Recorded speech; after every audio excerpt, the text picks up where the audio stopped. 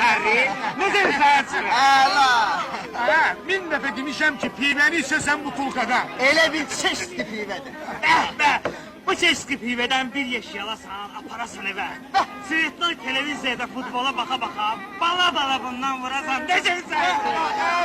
Daha boçkanı da evə apara bilmədiklər. Amma bu zəhrimə çeşitli pivə tapılmır. Nəş tapılmır axı?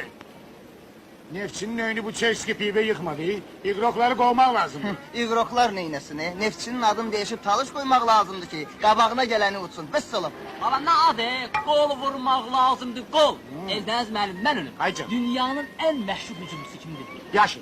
Pele var ha qara. O da pis öyle. Eldəniz müəllim, bu köklük mənə yaman əziyyət verir.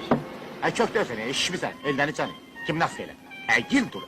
İyi kulak gibi. Hindistan'da kara uzun adamlar var. Atlarına yol diyor. Sağdır akşama götürürler mahallede. İşleri güçleri egilip durmalıdır. Yığıla yığ. Birinci Dünya Müharibəsi bilirsiniz necə başlayıb? Nece başlayayım? Almanların bir pasolu olub Avstriyada, Ferdinand. Ha. Tren dağından park vurublar kişini. Ha? Ha. Vay yazık. Eldəniz müəllim. Bəli. Yaponski servis yaxşıdır, yoxsa bizimki? Ne? Arvad məndən servis istəyir. Hadi gel kişi açma da. Ağlı başı oyun. Arbat tut da. Bir gün servis diye sabah gel rayal almaya için. Kürdanlar gül saklasın. Ha.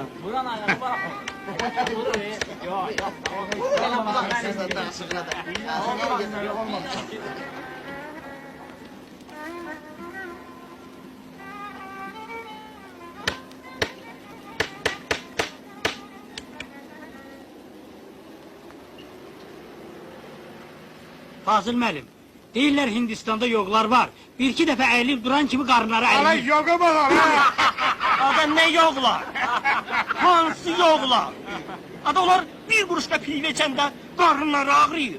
Kişi də var be ya. Yoldaş futbolsun çok operazat değil. Combul adamın futbolda ne işi var? Hele futbolçu deyil, balerina. Boçkada ancak tuzlu xıyar saklayanlar. Başa düştünüz? Tuzlu pivəni Fransada arvatlar içirlər.